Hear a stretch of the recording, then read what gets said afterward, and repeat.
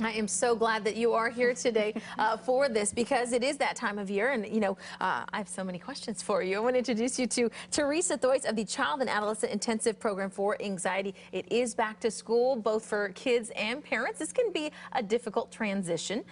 So we're talking about things to look for. My daughter often says, "Oh, I don't want to go to school. I have a tummy ache." Are these just little things, or is it a bigger problem? You have some signs for us to look for when your child is stressed. And the first one, difficulty falling asleep or staying asleep. Yeah, if they normally have not had problems falling asleep or staying asleep, that's one of the first signs. They'll awfully come in your room, wake you up at night, say, "Oh, I don't feel well, can I sleep with you?" Right. Or they'll not be able to fall asleep at night. I have kids that take an hour or two sometimes to fall asleep, so that's one of the signs. That's one of the signs to look for. Complaining of a stomach ache and or headache in the morning. Yes, they'll say, "My stomach hurts, I've got a headache." They'll not want to eat breakfast. They just don't feel well. Okay. Or they say they don't feel well. Yes, exactly. Right? Okay. How about biting their nails or picking their skin? Maybe something they haven't done. Right, exactly. Especially if they haven't been nail biters or they have been nail biters, it's now down to the skin. They're picking, they're biting, they're very stressed. Okay, all right. How about asking to stay home from school because I feel sick? Right, they'll say, "I feel sick, I really can't go, let me just stay home for today." And lastly, panic or anxiety attacks in the morning before school. That's probably a tougher time in the morning. They'll start having trouble breathing, they'll say, "My heart's pounding," and they often start crying. Or maybe even some get angry. Okay, so us as parents, if we see one or any of these signs, what should we do?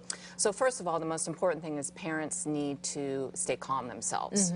Children really need to borrow calmness. Yes. And so if you're already anxious because you're trying to get to work, you're worried about them being late, it just gets things worse. Right. They feed off that. They feed off of it. And the parents need to breathe themselves.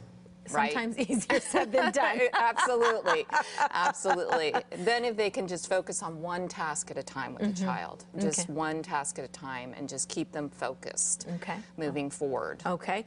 And then at what point do we realize, okay, this might be a bigger issue and we should maybe take some action? Well, if it goes on for 2 weeks, first of all, if they start having daily panic attacks or anxiety attacks, if they're not sleeping after a couple weeks, they're staying up longer and longer at night, then you've got to start to worry. Some will just cling, they don't want to leave, and if they miss a lot of school, if they're starting to miss school, it's very important to get help.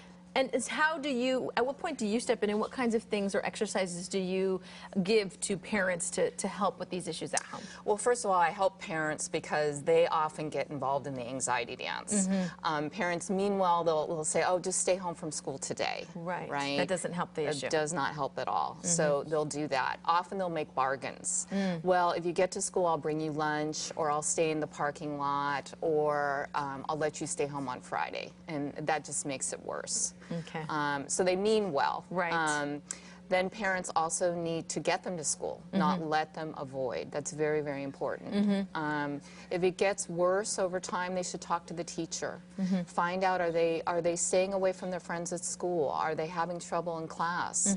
Find out if he or she's seeing the same behavior during the school day. Okay. All right. All very important. Great. Teresa Theuss, thanks so much. And do you offer workshops or classes for parents as well? Well, we work with parents who bring their children to the clinic. We do individual and also an intensive program for children and adolescents. So we do help parents and meet with them with their child and individually. Okay, fantastic. Thank you so much. It is back to school, which can be difficult for everybody involved. So we appreciate your help and advice this morning. Teresa Theuss with the Child and Adolescent Intensive Program for Anxiety. We've got all the information linked up to ours. GoodDaySacramento.com. Marianne? All right. Thanks, Sue.